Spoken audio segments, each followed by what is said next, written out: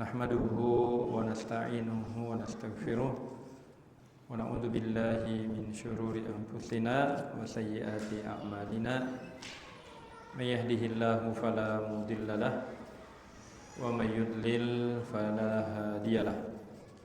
Asyhadu an la ilaha illallah wahdahu la syarika lah wa asyhadu anna Muhammadan abduhu wa rasuluh. Amma ba'd. Jamaah sekalian, para ikhwah yang dimuliakan oleh Allah Subhanahu wa taala. Alhamdulillah, kita senantiasa bersyukur dan memanjatkan puji-pujian kepada Allah Azza wa Jal, karena pada malam hari ini kita kembali dipertemukan dalam program rutin kita di pengajian atau pembahasan kitab Bahjatun Nadhirin, yang merupakan kitab syarah dari hadis-hadis Rasulullah sallallahu alaihi wasallam yang terdapat dalam kitab Riyadhus Shalihin min kalam Sayyidil Mursalin. Dan alhamdulillah kita melaksanakan bersama salat maghrib dan rangkaiannya, dan mudah-mudahan apa yang kita kerjakan mendapatkan balasan yang terbaik di sisi Allah Subhanahu wa taala. Kemudian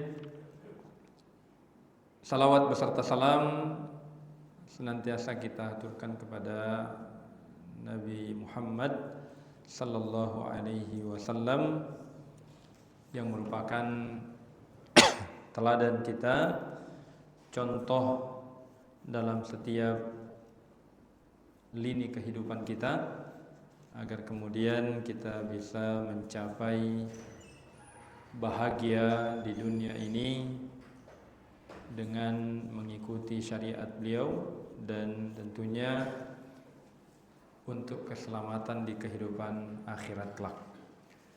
Jemaah sekalian yang sama dimuliakan oleh Allah Subhanahu wa taala, malam hari ini kita masih dalam lanjutan pembahasan hadis yang ke-150 dari kitab Riyadhus Shalihin ini, di mana sudah kita sebutkan beberapa pelajaran atau faidah. Secara ringkas jemaah sekalian, hadis ke-150 dari kitab Riyadhus Shalihin ini adalah kisah tentang Abu Muhammad Abdullah ibnu Amr ibnu al-As radhiyallahu anhu, di mana sahabat ini begitu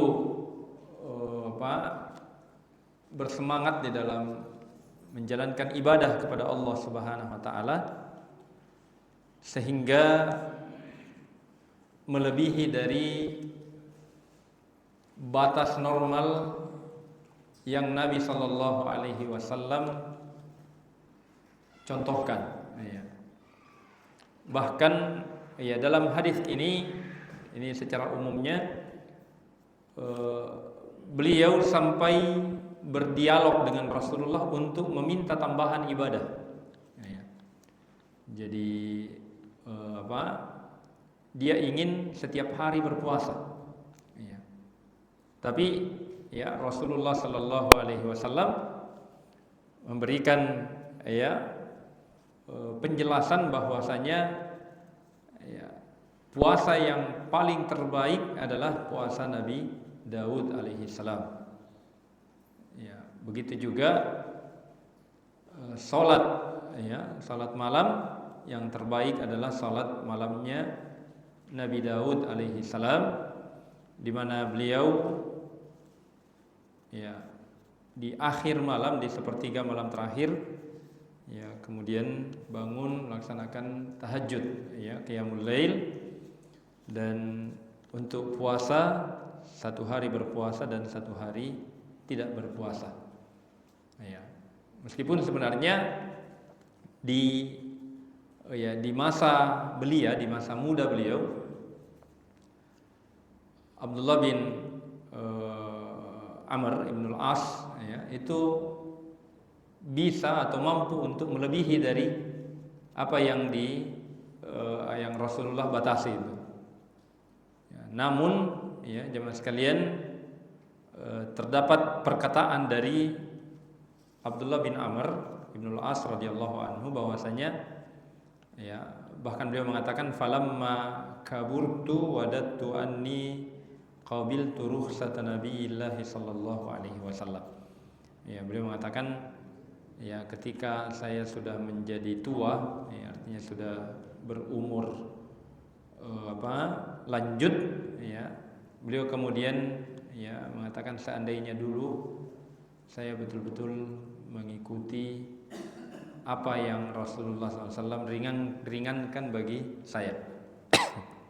Jadi tentunya ya Rasulullah, yang diinginkan oleh Rasulullah SAW melalui syariat ini adalah bagaimana kita ini ya mampu menjadikan ibadah kita itu stabil.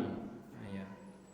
Jadi dan ada masanya di mana kita memang tidak bisa lagi ideal ya di dalam melakukan ibadah ya, karena tentunya keterbatasan fisik ya. Untuk dalam ya riwayat ini ya, salah satu yang beliau minta kepada Rasulullah adalah ingin mengkhatamkan Al-Quran setiap hari. Nah, ya.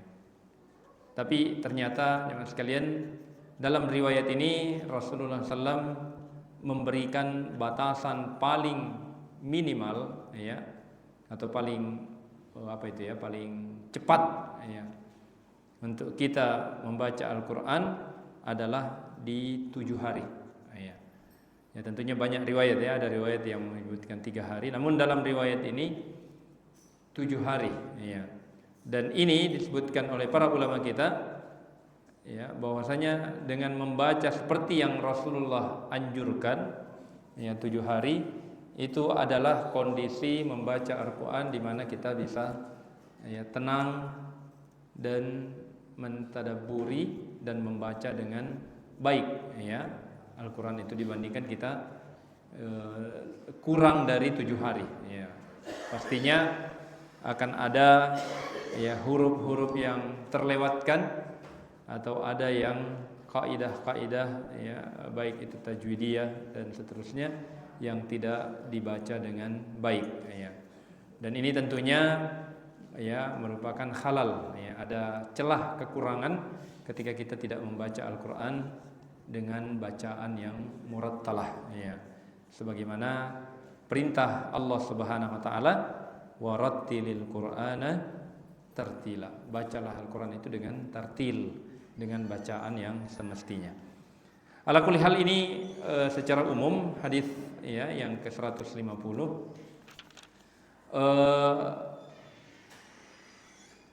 ya, kita pada pertemuan yang lalu sudah menyebutkan pelajaran yang ke-5 ya, atau yang keempat ya, sa'atu rahmatillahi bi ibadihi haitsu ja'alal hasanata bi asyrati amsaluha.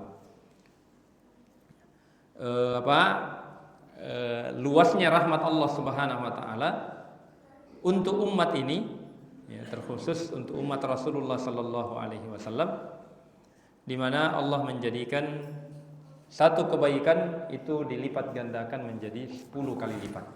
Ya, jadi jemaah sekalian, di antara rahmat Allah Subhanahu wa taala untuk umat yang terakhir ini, umat Rasulullah sallallahu alaihi wasallam, kita semua ini ya, amalan kita ya memang tidak sebanyak syariat Nabi Musa alaihi salam.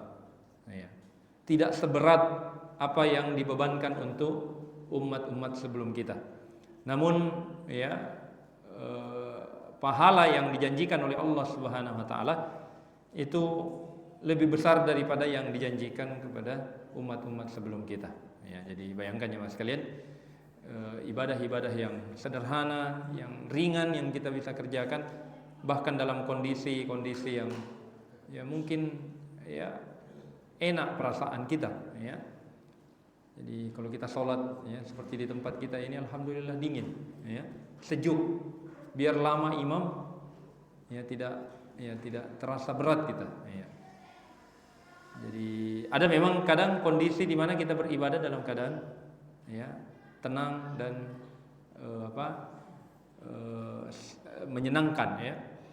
Dibandingkan ada beberapa kondisi di mana kita ya berjuang untuk beribadah ya. Jadi ada dalam jihad bahkan ya salat ini tidak boleh ditinggalkan ya. Jadi kalau umpamanya kita ditakdirkan oleh Allah satu saat ada di medan jihad ya. Nah, kita tidak tahu jemaah sekalian apakah kita sampai di di waktu yang Rasulullah sebutkan ya, kita akan sampai ke atau kita akan manusia akan ada di al-malhamatul kubra ya. Peperangan yang tidak bisa lagi di kemudian kita hindari ya. Entah kita sampai di waktu itu atau tidak ya wallahu alam ya. Tidak ada di antara kita yang mengetahui usia kita. Namun sudah menjadi takdir Allah ya bahwasanya sebelum hari kiamat ya akan terjadi berhadap-hadapan itu ya. Kaum muslimin dengan musuh-musuh kaum muslimin ya. Terutama ala ra'sihim ya Yahudi ya. Yang paling utama adalah Yahudi ya, umat Yahudi dalam artian ya mereka yang ingin menghabisi kaum muslimin ya. Dan sebagaimana kata para pakar kita, pakar sejarah yang bahwasanya peperangan saat itu kembali lagi seperti di zaman dahulu ya. Jadi tidak ada lagi senjata-senjata yang modern ya. Ada yang mengatakan persediaan minyak akan habis ya, sehingga tidak ada lagi senjata-senjata yang canggih ya. Maka kembali seperti dahulu ya, seperti peperangan ala Rasulullah dan ya para sahabatnya, yaitu memakai pedang, panah ya atau tombak ya. Tapi lagi-lagi entah ya kita sampai di saat itu atau tidak. Tapi yang jelas ya seandainya kita sampai di masa itu ya, maka tentunya salah satu fikih yang harus kita pahami adalah bagaimana sholat dalam keadaan berperang ya. Jadi ya saking wajibnya ibadah sholat ini ya kita kemudian ya tidak bisa meninggalkan bahkan dalam kondisi darurat sekalipun ya. Namun jemaah sekalian, dalam kondisi seperti ini pun itu sebenarnya kalau dibandingkan dengan ibadah ya, beratnya ibadah orang-orang sebelum kita, umat sebelum ya, umat Rasulullah sallallahu alaihi wasallam itu tentunya masih tidak sebanding ya. Masih lebih berat ibadah ya orang-orang dahulu ya. Dalam persoalan taubat saja jemaah sekalian, persoalan taubat ya, kalau kita ini ya taubat itu sangat dimudahkan oleh Allah Subhanahu wa taala. Kita mengakui perbuatan kita mengucapkan istighfar, astagfirullahalazim, dan bertekad untuk tidak mengulangi kembali ya dosa yang kita lakukan, itu sudah memenuhi syarat ya. Kalau umat-umat sebelum kita ya tentu perbedaannya sangat mencolok ya. Mereka itu kalau melakukan dosa besar ya itu harus ditebus dengan nyawa ya. Dan ini disebutkan oleh Allah dalam surah Al-Baqarah ya, ketika Allah mengatakan faqatulu anfusakum dzalikum khairul lakum inda bari'ikum fataba 'alaikum ya, dzalikum khairul lakum inda bari'ikum fataba 'alaikum ya. Jadi tebuslah ya, bunuhlah diri-diri kalian ya, dan itu akan menjadi syarat taubat mereka diterima oleh Allah Subhanahu wa taala ya. Maka umat ini, umat Rasulullah adalah umat yang dirahmati oleh Allah Subhanahu wa taala sehingga taubatnya itu dengan mudah ya. Kita cukup ya tentunya benar-benar mengakui kesalahan kita di hadapan Allah Subhanahu wa taala, kemudian kita mengucapkan istighfar sebagai bentuk penyesalan kita dan bertekad untuk tidak mengulangi lagi dosa yang sama. Ya, itu kalau dosa kita berkenaan dengan Allah Subhanahu wa taala, sang pencipta kita. Namun untuk dosa sesama manusia, ya, itu ada satu tambahan persyaratan, yaitu harus meminta kehalalan dari yang kita berbuat dosa kepadanya. Ya, jadi kalau kita berbuat dosa yang kaitannya dengan sesama manusia, ya, kalau umpamanya kita pernah mengambil hak, ya, mengambil uangnya orang, haknya orang, maka taubat kita baru bisa diterima oleh Allah kalau kita kembalikan hak itu kepada yang kita zalimi, ya. Karena itu kalau dosa sesama manusia. Ya. Nah, tentunya ya rahmat Allah sekali lagi sangat luas untuk umat Rasulullah sallallahu alaihi wasallam. Satu ibadah yang kita kerjakan itu dilipat gandakan menjadi 10 kali pahalanya. Ya. Satu yang kita sedekahkan itu dilipat gandakan menjadi 700 kali lipat. Ya. Sebagaimana dalam surah Al-Baqarah juga, ya, tentang pahala bersedekah. Masalul ladzina yunfikuna amwalahum fi sabilillahi kamatsali habbatin ambatat sab'a sanabil fi kulli sumbulatin mi'atu habbah. Ya. Perumpamaan sedekah satu biji itu akan, ya, menumbuhkan 7 butir. Ya. Dari masing-masing 7 butir ini keluar 100 bulir. Ya. Jadi 1 menjadi 700. Bahkan Allah mengatakan wallahu yudha'ifu liman yasha. Allah Maha mampu untuk kemudian melipat gandakan sesuai dengan kehendak Allah Subhanahu wa taala. Jadi 700 itu, ya, bukan batasan. Ya, kalau Allah berkehendak, dan ini tentunya sesuai dengan kadar keikhlasan kita. Ya, semakin ikhlas, ya, kita bersedekah, ya, tanpa pamrih, tanpa menyebut-nyebut seperti yang, ya, Allah sebutkan dalam deretan surah Al-Baqarah itu, ya, sampai-sampai Allah mengatakan qaulun ma'rufun wa maghfiratun khairum min sadaqatin yatba'uha adza. Ya. Perkataan yang baik, ya, atau memaafkan orang lain itu lebih baik daripada sedekah yang diikuti dengan diucap-ucapkan terus. Ya. Saya pernah kasih dia begini, saya pernah ini yang begini jemaah sekalian, dikhawatirkan terkena pada ayat berikutnya. Ya ayyuhalladzina amanu la tubtilu shadaqatikum bil manni wal adza.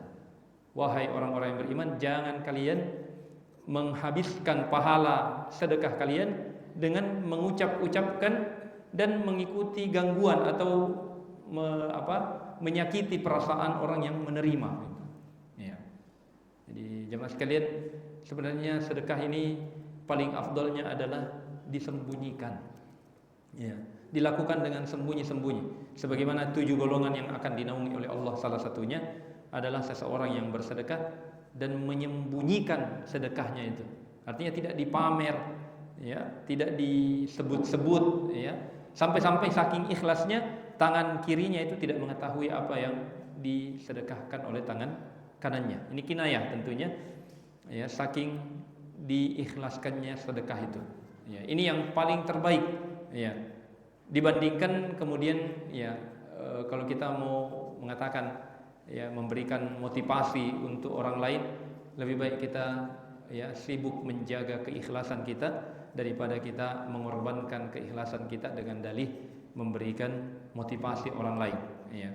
Betapa banyak jemaah sekalian, ya, yang terjatuh dalam masalah ini, ya, dengan dalih ingin, ya, menjadi motivator, ya, untuk orang lain bersedekah, ya. Karena, ya, tentunya menjaga niat itu adalah hal yang sangat berat, ya. Sampai-sampai Sufyan Ats-Tsauri rahimahullah dia mengatakan ma alajtu syai'an asyadda alayya min niyati. Saya tidak menghadapi sesuatu yang paling susah untuk dibersihkan melebihi dari niat itu, ya. Jadi kalau sekali tabi'in saja begitu berat menjaga keikhlasannya, apalagi kita di zaman ini yang dengan mudah ya apa yang kita lakukan di tempat ini bisa diketahui oleh orang jauh ya dengan teknologi kita hari ini. Ya, tentunya ujiannya lebih besar ya. Nah, tentunya jamaah sekalian ini adalah nasihat untuk ya kita semua, bagaimana keikhlasan kita yang kita jaga betul-betul agar kemudian amalan kita ya bisa berkualitas di sisi Allah Subhanahu wa taala. Kemudian jawazu muraja'atil alimi awil mufti li bayani halin qad yakhfa alaihi. Dari hadis ini juga kita bisa memetik ya faedah bahwasanya bolehnya seorang alim ya, seorang mufti untuk kemudian mengklarifikasi ya, meminta penjelasan atau menanyai langsung orang yang bertanya tentang keadaan yang tidak jelas ya. Jadi jemaah sekalian, dari hadis ini Rasulullah Sallallahu Alaihi Wasallam itu beberapa riwayat bertanya kepada ya Abdullah bin Amr ibn al-As ya. Rasul mengatakan, saya mendengarkan berita ya, bahwasanya engkau bertekad untuk puasa setiap hari ya. Maka Rasulullah SAW meminta klarifikasi, apakah memang betul Anda bertekad seperti itu? Kalau betul, Rasulullah luruskan ya, bahwasanya puasa dalam Islam itu paling terbaik pun itu adalah puasanya Nabi Daud. 1 hari berpuasa, 1 hari berbuka ya. Adapun puasa tiap hari itu bukanlah atau ini adalah hal-hal yang berlebihan di dalam syariat ini. Begitu juga salat malam jemaah sekalian ya. Salat sepanjang malam itu bukanlah salatnya Rasulullah Sallallahu Alaihi Wasallam ya. Itu disunnahkannya sepertiga malam terakhir di akhir ya dari malam itu. Ya, begitu juga ya tentunya seperti yang kita sebutkan tadi ya, mengkhatamkan Al-Qur'an ya di waktu yang begitu cepat itu tidak kemudian sesuai dengan sunnah Rasulullah Sallallahu Alaihi Wasallam. Beda halnya dengan Ramadan umpamanya ya, kalau umpamanya kita punya program di bulan Ramadan ya, maka tentunya ini berbeda halnya dengan hari-hari biasa. Ala kulli hal ya, apa yang dilakukan oleh Rasulullah ini adalah contoh ya bagi alim, seorang guru, seorang mufti yang biasa dimintai pertanyaan, dimintai jawaban. Seperti ini harusnya ya. Kita ketika ada pertanyaan ya, kita ya tidak apa-apa tanya ulang tentang bagaimana maksudnya pertanyaan itu. Apa maksudnya, apa yang diinginkan ya. Karena jawaban itu tentunya jemaah sekalian bisa saja berbeda meskipun kadang pertanyaannya sama ya. Bahkan Rasulullah saja itu beberapa riwayat disebutkan beliau ya, kadang pertanyaannya sama dari kalangan sahabat tapi jawabannya berbeda ya. Ada orang yang datang dan mengatakan, ya Rasulullah, amalan apa yang paling afdal? Maka Rasul mengatakan salat pada waktunya ya. Tapi dalam riwayat lain ada yang bertanya, ya Rasulullah, amalan apa yang terbaik? Maka Rasul mengatakan akhlak yang mulia ya. Dalam riwayat lain ya birrul walidain. Dalam riwayat lain banyak riwayat yang menyebutkan itu. Maka ini tentunya Rasulullah tidak mungkin menjawab pertanyaan itu kalau beliau tidak mengetahui keadaan penanya ya. Makanya jemaah sekalian, fatwa itu ya, kalau ini kan hadis ya, kalau fatwa pertanyaan tidak boleh kemudian kita pertanyaan di sini dibawa ke tempat lain ya. Atau mungkin pertanyaan di negara lain mau diterapkan di tempat kita ini, tidak bisa ya. Karena masing-masing memiliki keadaan yang berbeda ya. Makanya ya di tahun-tahun 2008 2007 itu ya sekalian, ketika panas-panasnya masalah ikut memberikan suara di pemilu, nah itu banyak polemik ya. Karena apa? Pertanyaan di Saudi dibawa ke sini Di Saudi tidak ada pemilu. Ya. Kita di sini ada pemilu. Makanya yang bijak itu adalah apa yang disebutkan oleh Syekh Al-Utsaimin rahimahullah. Ketika ditanya tentang keadaan di negeri Indonesia ini, beliau mengatakan, ya, tanya ulama kalian di sana. Mereka lebih tahu ya tentang keadaan itu. Ya. Dan ini bijaknya seorang ulama. Ya. Kita tidak boleh kemudian sekedar mengcopy paste ya jawaban dari para ulama di negeri lain, kemudian kita mau samakan kondisi kita di sini. Ya. Jadi tentunya ya kedewasaan di dalam membawa ya dakwah ini agar kemudian tidak menjadi sumber fitnah. Kemudian yang berikutnya adalah al-akmalu wal afdalu ittiba'u manhajil anbiya'i wa amalahum wa amalihim. Yang paling sempurna dan yang paling utama di dalam menjalankan Islam ini adalah mengikuti manhaj Nabi sallallahu alaihi wasallam dan amalan-amalan beliau. Jadi meskipun kita kuat ya sekalian, maka yang terbaik tetap adalah apa yang disunnahkan oleh Rasulullah sallallahu alaihi wasallam. Ya, jangan kemudian kita mau melebihi apa yang dilakukan oleh Rasulullah sallallahu alaihi wasallam. Karena beliau adalah yang paling tahu ya tentang Islam ini. Dan ya alhamdulillah jemaah sekalian, ya di Islam ini ya sangat lengkap ya sebenarnya, sangat lengkap. Apa yang kita apa yang berpotensi kita hadapi ke kondisi kita itu semuanya ada sebenarnya di zaman Rasulullah SAW. Jadi kita tidak boleh kemudian hanya memakai satu keadaan ya dalam beragama ini. Ya, seperti umpamanya tata cara sholat kita. Ya. Mas sekalian tentunya Rasulullah itu mendakwahkan ya atau mencontohkan ibadah sholat itu kan ya hanya kurang lebih berapa tahun? Ya, hanya 13 tahun. Ya. Ya, kan syariat sholat itu. Ya. Jadi tentunya dari awal sampai akhir itu bisa saja ada ya perubahan. Ya. Jadi makanya sahabat-sahabat mengatakan kadang kami dapati Rasulullah membesarkan basmalahnya. Ya. Kadang kami mendapati Rasulullah mensirkan basmalahnya ketika beliau imam. Ya. Ini menandakan bahwasanya dalam hal-hal fikih itu masih bisa kita berdiskusi. Masih bisa kita masing-masing membawa riwayat. Oh ternyata ada kondisi di mana Rasulullah ya salatnya modelnya seperti ini. Ya. Antara lutut dengan tangan umpamanya. Ya. Ini kan masih banyak yang berpolemik. Ya. Siapa yang menjamin Rasulullah di usia 63 tahunnya atau ya 62 atau 63 tahun. Ya. Tentunya beliau ya sudah sedikit ya bermasalah ya fisiknya. Ya.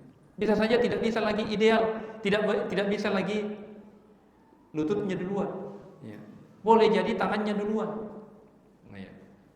Atau biasa kita kalau mau bangkit dari sujud, ya, bangkit dari rakaat pertama ke kedua, ya, yang mana kita pakai? Kita pakai begini atau kita pakai begini? Ya. Ada yang pakai tinju kan? Ya. Yang mana kita pakai? Ya. Kalau keumuman hadisnya kan, ya, Rasul mengatakan kalau kalian bangkit, ya, seperti orang yang berhadapan dengan adonan roti. Iya. Bagaimana kalau kita adonan roti itu dikasih begini atau dikasih begini? Ya. Silahkan kita berkreasi. Ya. Yang jelas mungkin ya di usia Rasulullah SAW yang mungkin sudah senja, ya itu tidak seideal ketika muda. Ya. Mungkin ada di antara kita yang tidak kuat kalau begini. Atau bahkan jemaah sekalian tata cara duduk kita. Iya. Nah, ini juga banyak perbedaan pendapat. Iya. Kita mau duduk iftirash atau tawarruk. Iya. Ketika salatnya cuma satu kali tahiyat, iya. Apakah kita duduk tawarruk atau iftiras? Ya, yang duduk seperti 2 rakaat atau yang seperti 4 rakaat. Ya. Ini kan adalah hal-hal yang perbedaan pandangan para ulama. Bahkan ya, ada kondisi di mana Rasulullah sunnahkan kita duduk namanya al-iqa'. Apa itu al-iqa'? Ya. Dikasih berdiri kita punya kaki itu. Ya, kayak duduk apa namanya itu ya? Kayak jongkok ya. Ada kondisi seperti itu. Dan itu hadisnya muktabar semua. Itu menunjukkan bahwasanya kondisi, bayangkan 13 tahun umpamanya Rasulullah di kota Madinah. Iya. 13 tahun. Dalam 13 tahun itu ya kita saja ya, Mas sekalian. Kalau kita sholat mungkin ya jangankan 13 tahun, 1 tahun saja berapa kali berubah-ubah cara gerakan sholat kita. Ya, kadang kita lutut duluan. Kalau sakit kita punya tangan, ya, atau sakit kita punya lutut ya tangan lagi duluan. Ya, itu kan adalah hal-hal yang sifatnya ya manusiawi. Ya, kita tidak bisa hindari itu. Sakit pinggang itu biasa. Ya. Sakit lutut itu biasa. Apalagi kita di zaman ini, jangankan sudah tua, masih muda saja sudah banyak penyakit. Gitu. Sudah asam urat, ya, yang tidak bisa lagi bengkok kakinya, ya, dan seterusnya. Ya. Dan alhamdulillah dalam Islam ini semua kondisi itu ada solusinya. Ya. Kita bisa duduk kalau tidak bisa berdiri, ya. Atau bahkan kalau kita tidak bisa apa-apa kita bisa berbaring. Ya. Yang jelas tidak ada kesempatan untuk kemudian kita meninggalkan ibadah sholat itu. Ya.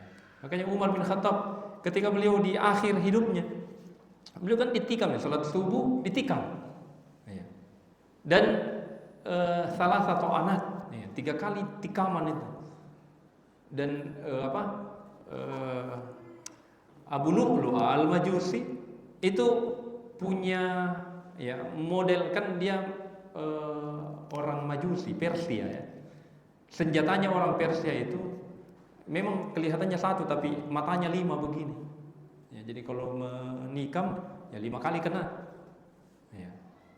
Jadi Umar itu sampai robek-robek itu perutnya ditikam. Ya. Pakai khinjar, namanya khinjar. Ya. Kalau bahasa kita apa? Kanjai mungkin ya. Yang 3 begini matanya itu kerisnya. Ya. Itu yang mengenai Umar bin Khattab. Sampai-sampai beliau minum susu, keluar kasihan itu di ususnya itu, keluar susu itu segar. Ya. Tapi ya ketika beliau sadar ya, ditikam, beliau pingsan. Beliau sadar, pertanyaan yang paling pertama ditanyakan adalah masalah sholat. Ya. Apakah orang sudah sholat? Ya. Maka beliau mengatakan, ya, la hazza bil islami liman tarakas salat. Tidak ada bagian dalam Islam ini bagi yang meninggalkan sholat. Ya. Jangan mengaku-ngaku Islam kalau tidak melaksanakan sholat ini dengan baik. Ya. Ini saking pentingnya itu. Jadi yang paling afdal, yang paling sempurna adalah bagaimana ketika kita mengikuti manhaj para nabi, manhaj Rasulullah utamanya, dan amalan-amalan yang beliau contohkan kepada kita semua. Kemudian yang berikutnya adalah yang bagi alal abdil muslim an yu'tiya kulladhi haqqin haqqahu faminal adli wat taqwa wa adamu man'i ahlil huquqi huquqahu. Sepantasnya bagi seorang muslim untuk memberikan masing-masing haknya. Jadi jemaah sekalian, sebagaimana yang disebutkan dalam hadis ini, bahwasanya setiap bahagian dalam hidup kita itu ada haknya masing-masing. Mata kita itu punya hak untuk tidur. Ya. Badan kita ini ada haknya untuk istirahat. Ya. Perut kita ada haknya untuk makan. Ya. Jadi berikan haknya masing-masing. Dan juga bagi Allah Subhanahu wa taala tentunya itu ada hak, ya. Ibadah kita itu adalah hak Allah Subhanahu wa taala. Ya, sebagaimana dalam riwayat ya, Muaz bin Jabal ya, ketika beliau ditanya, "Atadri ma haqqullahi 'alal ibad?" wa ma haqqul ibadi 'ala Allah, ya. Maka Rasulullah menjelaskan bahwasanya hak Allah dari hambanya adalah beribadah, ya. Kita beribadah kepada Allah Subhanahu wa taala itu dalam rangka untuk kita memberikan hak Allah Subhanahu wa taala dari diri kita. Tapi tentunya Allah sangat memahami kondisi kita. Ya, kita sebagai manusia, kita tentunya memiliki kebutuhan-kebutuhan, maka berikan masing-masing kebutuhan ya pada masing-masing ya tubuh kita, keluarga kita, bahkan itu adalah yang terbaik adalah memberikan haknya masing-masing. Kemudian yang berikutnya, qalilul ibadatid daim khairum min katsirihal munqati. Ibadah yang sedikit namun rutin itu lebih baik daripada ibadah yang banyak namun terputus. Jadi meskipun sedikit ibadah kita, tapi itu yang rutin kita lakukan di sisi Allah, itulah yang terbaik. Itulah keistiqomahan. Ketika kita mampu untuk menjaga salat wajib kita, maka yang terbaik adalah itu. Bagaimana kita maksimal ibadah wajib, dan itu adalah Allah Subhanahu wa taala sangat cintai. Ketika kita punya kemampuan lebih, lengkapi dengan salat-salat sunnah. Istiqomah, umpamanya kita bertekad pada diri kita minimal yang 12 rakaat itu, yang rawatib, yang janji Allah Subhanahu wa taala siapa yang menjaganya akan dibangunkan rumah di surga Allah Subhanahu wa taala kelak. Kalau kita lagi punya kemampuan, punya waktu lebih, lengkapi lagi dengan salat-salat sunnah yang lain antara azan dan iqamah. Likulli bainal adzanaini salatun. Kata Rasulullah, di antara dua azan itu ada salat sunnah. Salat sunnah sebelum asar, yang kata Rasulullah, rahimallahu imra'an shalla arba'an qabla al-asr. Semoga Allah merahmati seorang hamba yang salat 4 rakaat sebelum asar. Dan salat-salat sunnah yang lain. Tapi kalau kita tidak mampu atau khawatir ketinggalan yang wajib, maka memprioritaskan yang wajib itu lebih baik. Artinya lebih sederhana, dan itu yang seandainya kita bisa rutin untuk kita kerjakan dengan baik, maka itulah yang lebih baik di sisi Allah Subhanahu wa taala. Kemudian at-tanattu'u fil ibadati wa taklifun nafsi bisyada'id yuhinul azaim wa yud'iful abdan fatafirru inda liqa'il aduwi wa tawallil adbar. Berlebih-lebihan dalam beribadah, atau membebankan jiwa kita ini pada hal-hal yang melebihi batas yang dianjurkan oleh Rasulullah SAW, itu justru memberikan kepada kita kelemahan di dalam tekad-tekad kita. Jadi inilah hukuman sebenarnya dari Allah Subhanahu wa taala. Jadi jangan kita menyangka bahwasanya hanya maksiat yang diberi hukuman oleh Allah Subhanahu wa taala. Jadi ada namanya ekstrim kiri, ada namanya ekstrim kanan. Kalau bahasa Arabnya itu ifrat dan tafrid. Ifrat artinya meremeh-remehkan, sampai yang wajib masih diremeh-remehkan. Adapun tafrid justru berlebih-lebihan, seperti yang Rasulullah ancam kepada kita, halaka al-mutanatti'un, binasalah orang-orang yang ekstrim. Artinya ibadahnya melebihi dari ibadah Rasulullah sallallahu alaihi wasallam. Seperti kisah 3 orang yang bertanya bagaimana sebenarnya ibadah Rasulullah, maka dia mendengarkan apa yang disampaikan tentang ibadah Rasulullah, maka 3 orang ini mengatakan, saya mau sholat saja sepanjang malam, saya mau puasa setiap hari. Ini tentunya berlebih-lebihan. Jadi selain maksiat, berlebih-lebihan juga di dalam syariat ini itu dihukum oleh Allah Subhanahu wa taala. Salah satu hukumannya adalah ada namanya futur. berhenti setelah aktif, ya. Meninggalkan ibadah setelah aktif beribadah. Ini adalah hukuman, ya. Makanya para ulama kita itu ya menganggap itu justru lebih menakutkan, ya. Karena kalau maksiat kan jelas, ya, orang tidak tabu lagi dalam masalah itu. Tapi kalau urusan kita ini, ya, pernah beribadah kemudian meninggalkan ibadah, itu seakan-akan kita anggap ini bukan hukuman, padahal ini adalah hukuman dari Allah Subhanahu wa taala, ya. Sampai-sampai ada yang ya pernah mengatakan, dulu saya lancar baca Quran, ya. Sekarang sudah tidak. Itu sebenarnya adalah hukuman dari Allah Subhanahu wa taala, ya. Kalau kita, ya, dulu saya tidak lancar, sekarang sudah lancar, itu ya berarti ada peningkatan, ya. Tapi kalau dulu lancar dan sekarang sudah tidak, dulu rutin sekarang sudah tidak, itu adalah hukuman dari Allah Subhanahu wa taala yang kadang kita tidak sadari, ya, bahwasanya itu adalah hukuman yang lebih menghinakan sebenarnya dibandingkan, ya, maksiat itu, karena jelas maksiat itu adalah, ya, sesuatu yang tidak kemudian diperdebatkan lagi, ya. Adapun, ya, dalam urusan ibadah, ya, ketika kita pernah, ya, untuk kemudian beribadah secara rutin kemudian kita tinggalkan, itu adalah, ya, tentunya kekurangan, penurunan dalam kualitas agama kita. Kemudian yang berikutnya adalah jawazu tajzi'ati qiraatil Qur'ani wa hifdhihi wa mudarasatihi. Ya, bolehnya kemudian kita memiliki program-program dalam, ya, Al-Qur'an ini, ya.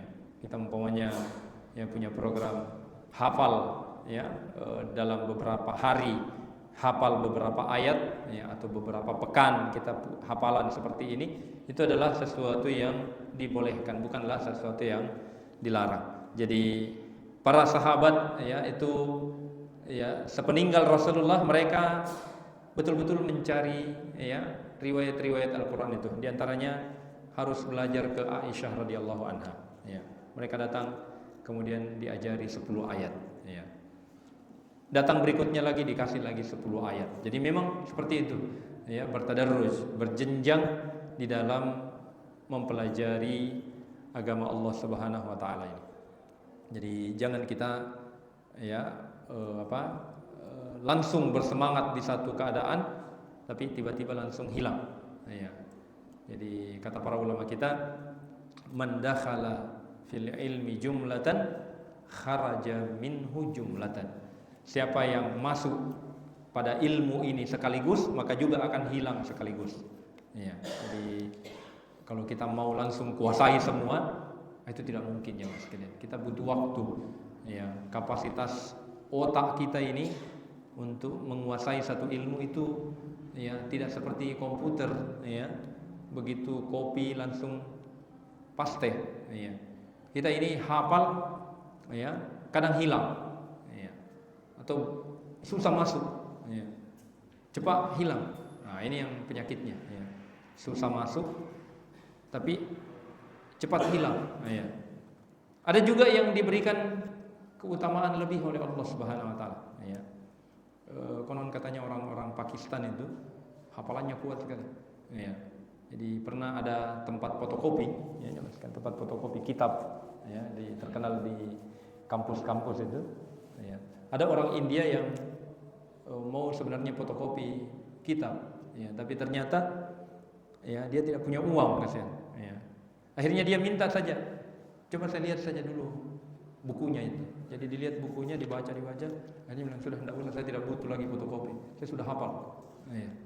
Ini luar biasa, ya, kelebihan yang Allah berikan kepada, ya, masing-masing orang, ya. Ada yang cepat, ya, memang menghafalnya, ada yang lambat, ya. Dan masing-masing diberikan oleh Allah pahala, ya. Al-mahiru bil Qur'ani ma'as-safaratil kiramil bararah. Orang yang mahir, ya, membaca Al-Qur'an lancar, ya, itu nanti manzilahnya, itu kedudukannya akan duduk di mimbar-mimbar cahaya bersama para malaikat, ya. Ini keutamaan lebih, ya, diberikan taj, ya, diberikan mahkota. Tapi Rasulullah tidak sampai di situ. Rasulullah juga menyebutkan bagaimana kasihan yang terbata-bata baca Qur'annya. Maka Rasul mengatakan falahu ajran. dia memiliki 2 pahala. Ya. Pahala membaca Al-Quran dan pahala terbata-bata itu. Ya, jadi setiap halangan kita dalam melakukan ibadah itu ada pahalanya. Ya, jangan kita menyangka ya kita baca Al-Quran betul-betul ingin memperlancar tapi ternyata masih terbatas kita punya otak. Insya Allah itu berpahala, Pak. Ya, insya Allah dia akan dapatkan pahala di sisi Allah Subhanahu Wa Taala. Ya. Ada yang dari dulu dirosa terus. Ya. Dari dulu ikra terus, tidak apa-apa. Yang penting ada keinginan. Ya. Jangan kemudian kita berputus asa. Ya, karena yang dinilai di sisi Allah adalah prosesnya, bukan hasilnya. Ya. Sekalian, kadang kita lihat indah sekali, ya, penampilan. Ya, dari hafiz Al-Quran itu. Tapi jangan kita menyangka langsung seperti itu. Prosesnya itu jatuh bangun, ya, jatuh bangun lagi, ya, kemudian bangkit dan berusaha. Ya. Hanya kita ini kadang terlena melihat hasilnya saja, ya, tanpa kemudian kita menyadari bahwasanya ada proses yang panjang di dalam mencapai kedudukan itu. Saya kira ini demikian apa yang kita sampaikan, masih banyak sebenarnya. Mudah-mudahan ya pekan depan kita bisa lanjutkan pada faidah-faidah yang lain masih dari hadis yang ke-150. Demikian apa yang kita sampaikan, waktu yang membatasi kita. Semoga Allah Subhanahu Wa Taala senantiasa memberkati setiap ibadah, setiap amalan-amalan kita, dan menerima semua ibadah tersebut dan memberikan pahala bagi kita semua. Hadanallahu wa iyyakum ajmain. Kita akhiri dengan doa kafaratul majelis. Subhanakallahumma wa bihamdika asyhadu an la ilaha illa anta astaghfiruka wa atubu ilaik. Subhana rabbika rabbil izzati amma yasifun wa salamun alal mursalin walhamdulillahi rabbil alamin. Wassalamualaikum warahmatullahi wabarakatuh.